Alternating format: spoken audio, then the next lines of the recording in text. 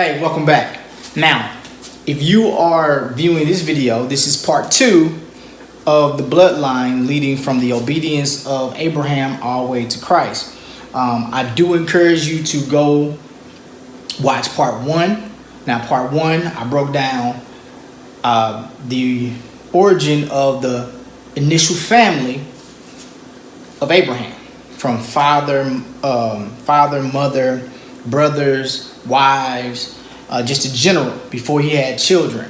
And I kind of brought the connection so you can kind of know the connection if you don't know the connection. Now, always I tell you, I want you to always go back and research and read that story from the beginning and put the pieces together yourself. I'm just giving you a floor model so that you can go and you can put together, but I am going to put this story together so you can see the connection from Abraham, the obedience of Abraham, all the way leading to Christ, how Christ saying that he was the king is factual information, okay? So just follow me with this. This is part 2. If you see, my board is wiped out again because we're going to go to the second part of this. So this is part 2.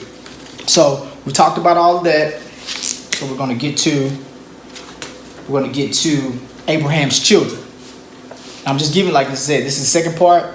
I'm giving you his breakdown of who he is, his family, and then I'm going to put the pieces together. And I'm going to tell a little bit of the story, why I'm going, so you can put it all together. So again, with Abraham,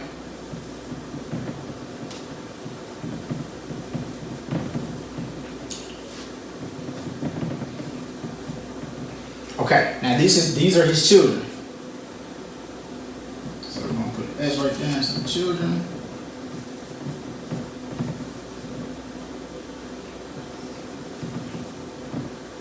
Okay, Abraham's children. Now, follow along with me because there's some hidden jewels in this.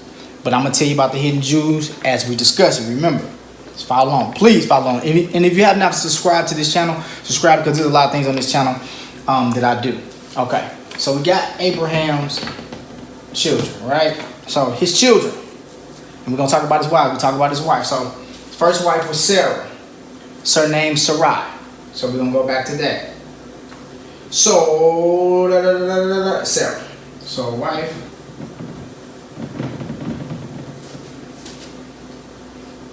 Sarah. Surname Sarai. And then we're going to go concubine / wife.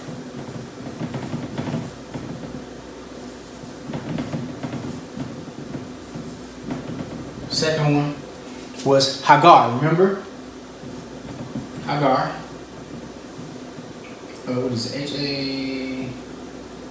Hagar. Correct. And then, as of Genesis 25. Genesis 25. I think. Can you all see that? I hope so.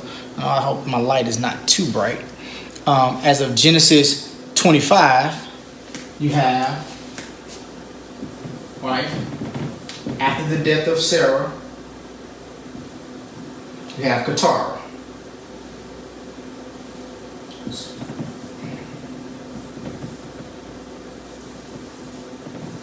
Okay, and this is where it gets interesting. So, his first child was not by his first wife. Understand that there is a situation where God had promised Abraham a wife. I'm sorry, he had promised him children and promised him an abundance. And Abraham, being of old age, he didn't believe it. So Christ himself, he visited Abraham. Now, he promised him children, right? Promised him children. Abraham didn't know. His wife knew that this promise was kind of far-fetched because of her age. She was pretty old too. But whenever God promised something, you have to believe it. It's going to come. It might not come in your timing. Understand, as you look at the clock, we live in time. God lives in eternity. He does things at the appointed time. So it might not be on, it's not going to be on your timing, but it's going to be at the right time, the right situation, the right moment for you. for you and benefit of you. But you got to understand, you looking at your clock, looking at your life, don't worry about that. You have to understand that it's going to be at the appointed time and not just your time. Let me turn off this other light because I think that's a little bit more, too much light for you. But 1 second.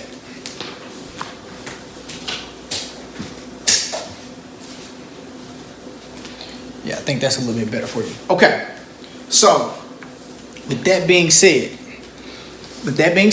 so you have his first child by Hagar, which was the concubine. His first child, which was the servant of his wife. He had Ishmael.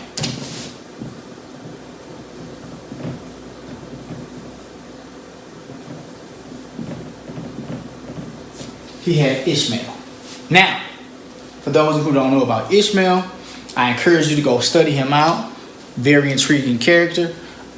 Ishmael was his son, his first son by his wife. Now understand that Ishmael, and I'm gonna kind of put my notes back because I know the story. Ishmael was his son, and he was not the promised son. He was like forced. His wife, Sarah, took her handmaid and she said, listen, have a son by my handmaid, that would be our son. Which that was not the way God planned it, but that's what she thought, being a human being, the only way that she could have kids, right? So she gave her servant to her husband to have a child. And Hagar, she had a son, she had a baby. She got pregnant. Once she got pregnant, there became strife between the two women, because now Hagar, knowing she was pregnant by Abraham, I wasn't there, so I can't say that but based off the story indication, she kind of had a little bit, pride. She was prideful about that, which she should be because she had a child. So what happened was these two women started to kind of beef. First signs of baby mama drama, right? You see it. You got he was married to this woman, had a baby by this woman under her request, but they was kind of beefing. So Sarah made it hard for Hagar. So Hagar, she ran off. She was pregnant. She ran off. Angel of the Lord spoke to her. The voice of the Lord spoke to her. However you want to put it. She got a message from above and said, Hagar, don't worry. Your son is going to be okay. He's going to be among the line, among the kingdoms, among the promises, because he's of the bloodline. Move forward. Don't worry about it. So Hagar went back. She went back. She birthed her child, right? So another visit from the good Lord above, and what happened? He said, listen, you overstepped your boundaries, but I'm still going to give you a promised son, which is going to be your covenant son, Abraham. So Abraham has a child by his wife. She didn't think she could have a child, but it was promised she got a child. And what happened? She had that child. And his name is Isaac.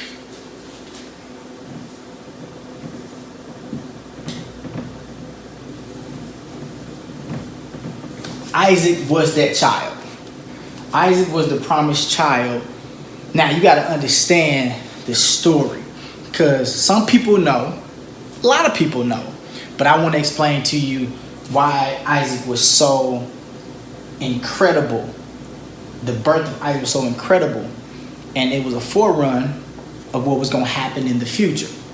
So you have to understand, this man was of old age when he had his son Isaac and when he had Ishmael. Remember, when he left home, he was 76 years old, as you've seen in the first video. So he had his first son. I got notes. I got exactly how old he was when he had him. When he had his first son, Abraham was 86 years old. That's his first son. He was 86 years old when he had his first son. That's amazing, family. Amazing. I mean, I know men can have children. Always been to, you know what I'm saying, their semen dries up or whatever, but if you keep yourself healthy with, like I stated in the first video, if you go back, what they ate, the quality of life, he was a healthy man. He was 86 years old when he got Hagar pregnant and had his son Ishmael, right? So as time moved forward, when he was promised Isaac, he was 100 years old. So you see the distance in age, right? But see, there was a change when he had Isaac, and I'm gonna get to that before this video is over. But let me tell you the story behind him having a baby by Sarah, and how different it was from when he had the baby by Hagar. Now, this difference, and these two brothers, first two brothers, there's a difference because you have Christianity and the Islamic religion, Muslim. I'm gonna tell you and break it down to you on the difference. So, Sarah was not just an old woman. She was 90 years old when she had her son Isaac, and her husband, being 10 years older, being 100. This was the problem. The reason that he was such a miracle child was not because they were just old. That was one thing. But you have to understand, as you read the story, Sarah was barren. She couldn't have kids. Now, there are women in the world who cannot have children. They can't have them. Like, their body's not built for it. They can't have their. It wasn't the fact that she was just old. That was one instance. That was one situation. But the fact that she was barren, to where she was a woman who couldn't have kids. There are women out here that cannot have children. Their body they just can't. They just can't have children. She was one of those women where she could not have children. The Bible tells you, when you study it, and then when you study the essence of being barren and women who can't have children, it says her womb was opened. Her womb was open, not because she was an old woman and couldn't have kids. Her womb was closed because she couldn't have kids in general. She couldn't have them.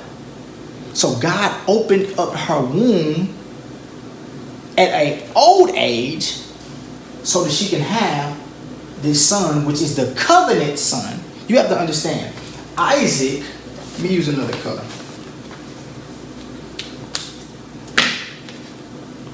Isaac is the covenant son.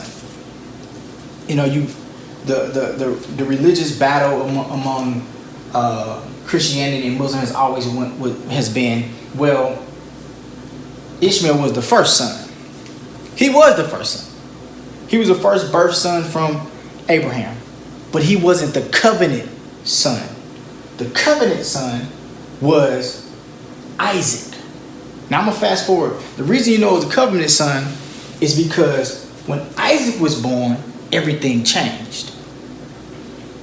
When Isaac was born, because now I'm going to go into the whole essence of how the names changed.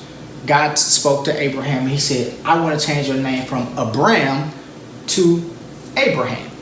I want to change Sarah's name from Sarai to Sarah. Why? Because Abraham meaning father of many nations. Sarah meaning mother of many nations. Covenant because of the son. Because of the promised son, that I'm going to give you a son through your wife that I gave you. Not a misconception of, now Ishmael is not forgotten, and the Bible speaks of that. He's not forgotten because he came from your bloodline. But they tried to do God's work by giving, his wife tried to do God's work by giving her servant to her husband to have a child, which was Ishmael. Ishmael is going to be blessed. The Bible said Ishmael will be blessed and will be a father of a nation.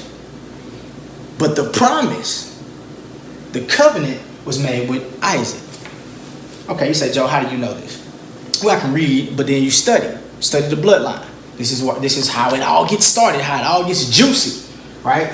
So once Isaac is born, not only does their name change, but God said, I want to do something else. Not only change the name, but I want to make a covenant with you to say, listen, out of Isaac, I'm going to birth the kingdoms, right? The tribes. So check this out. So once he's born, God said, I want to make a covenant with you. There was a covenant to where now all of the men in the country, now they have to cut off their foreskin. That's the lap of skin over the penis that they cut, basically circumcision. He said, circumcise every man. Now this is going to indicate my covenant with you. Okay? Circumcising the men. We still circumcise men today when they're born. They get circumcised. Some people don't get circumcised, but it's a part of, during this time, it was a part of the covenant of the birth of the promised son, which is Isaac. Isaac. Not Ishmael, but Isaac. Know the difference. Ishmael was still yet blessed, but Isaac is the covenant son. So, you have the covenant son, so the names change, the promise increase, and the foreskins are cut off, which is circumcision for the men, all men of all ages, which are a part of the tribe, right? Even him and his son, they got circumcised. His son got circumcised. I believe he was is that 13 years? So you see the difference in age, right? But what we see here is the fact that Isaac was the promised son that was delivered by God. Now, every child is delivered and God has a play in it, but there was an interference when she had to surrender her servant to her husband to have a child. That's not the way God wanted it. He wanted to be a direct line for them. So now, as the story moves forward, they get older, right? Now, there was strife between the two women. Remember that, the strife between the two women. At the strife between two women, baby mama drama, the first signs of baby mama drama, if you will. Sarah finds that Ishmael, being a kid, mocks her son, right? So she gets scared. She gets scared and she wants to, she wants Abraham to cast her out of the home and send her away because she doesn't want her son, Hagar's son, to be over the tribe once Abraham passes away. She wants her son, which is Isaac, to be over the tribe, which in God's order, he's already next in line, but she's afraid of this. So God tells him that he said, honor your wife's wishes, send Hagar and Ishmael away, right? So they send him away. So as the story goes on, they send him off and all that good stuff. But you got to remember, see, the infiltrate, and I didn't say this in the first video, the infiltrate of, a lot of African American people, they rise on the fact that our people, and they are a part of Africa, which is Egypt, right? Well, you got to understand, Hagar was Egyptian. And I'm going to have to go back and talk about that on how they got her. But Hagar, as you read the story, you'll see how they got her. But she was Egyptian. So that means you have Abraham.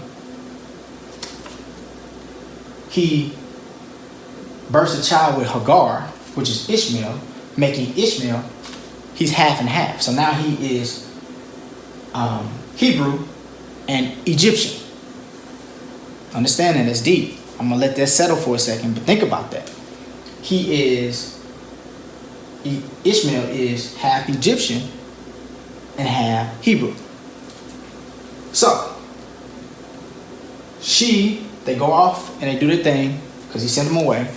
He gets her wife in the future an Egyptian wife. So now he marries an Egyptian. It's one of his wives. No for thought. Think about that. Think about that. I want you to think about that. So you got that's a infiltrate, the second infiltrate, but a covenant infiltrate of birth of a man and a woman being from two different places, Egyptian and Hebrew, and have a child, a mixed breed. So we got the blood of Egyptian, black if you want to say, African, as well as Hebrew.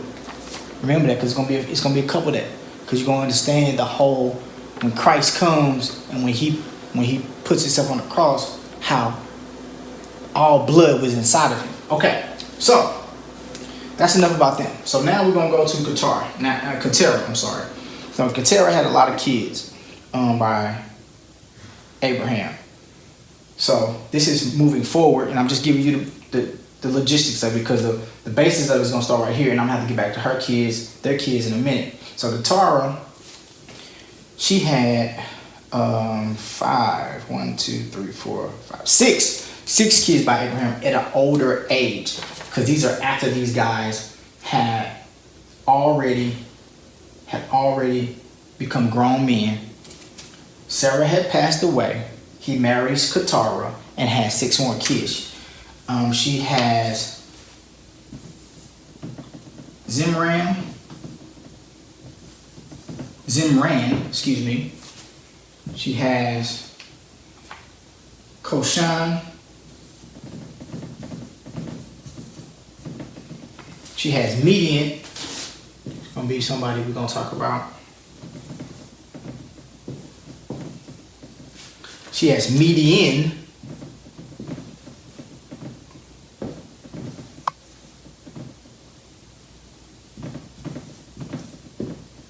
And she has Ishaba.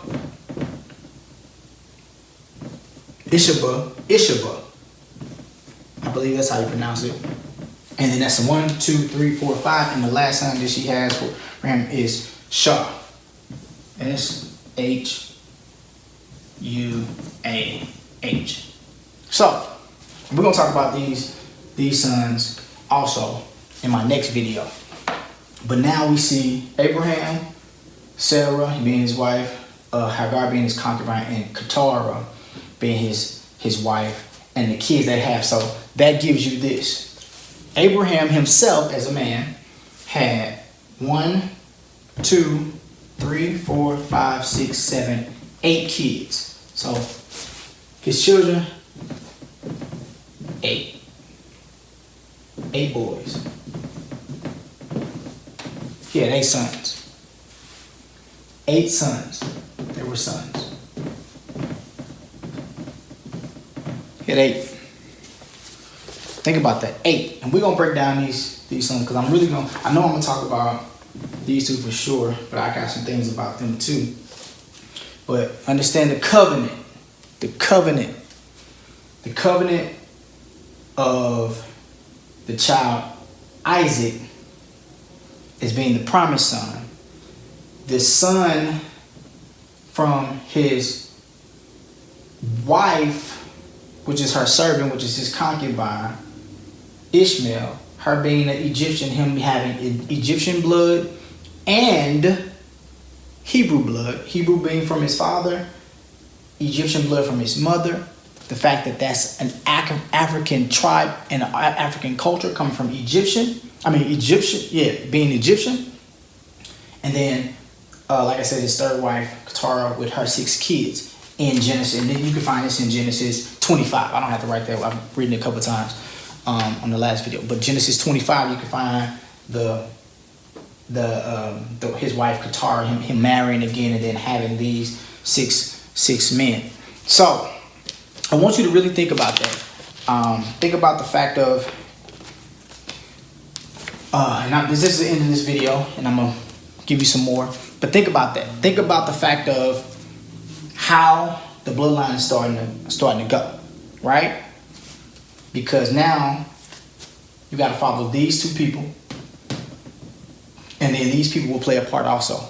And I'll put it all together, and you'll see a lot more of it, because I'm going to bring up these people again. But you got to understand, covenant and promised son, Isaac, first son being Ishmael, and then the 6 sons by Keturah. Please, family, do me a favor. Go back, read up on these people, read those chapters, do your study, get on Google, look up these people, because it gets quite interesting as we move forward, and you're going to understand the bloodline leading to Christ a lot better, and see the mixture of blood and why blood had to be shed in the form of a man, and that man was Jesus Christ, Jesus the Christ, excuse me, and why it is so important to know this. And I'm going to actually show you how kingdomship and how it all boils down as being God on the throne and God with the crown and him being who he said he was. So one more look at that. Let me step back so you can see it. One more look at that. Remember, these are the children of Abraham, his 8 boys in his journey. And just hypothetically, so I can just put this out there. So when he had Isaac, he was 100, Ishmael 86. When he had these boys, he was, well, it started his first son, I think he was 100, it was 140. And I know a lot of people like, well, how you have kids that old? Well, you gotta understand, it's different time. Like I talked in the first video, different time, different health, way they ate from the earth, the climate, the air, it was pure, a lot better than what we have now. And then also God cut the age of people a couple generations after, but people live that long. It's people that live to, like I stated, to 100, 105, 110 now with what we have now, just by taking care of their health. So think about that when you think about how is he so old. Well, you can almost double that if you think about the time, the foods, because now in this generation we eat so much so much poisoned food that has been tampered with, and that food back then was a lot pure. But family, as always, I salute the divinity in you, and I want you to take this and study it, break it down. I have a lot more to give you, but for now, that is all. And this is part 2 of the journey from the obedience of Abraham leading up to Christ. And this is the bloodline. So see you next time. Peace.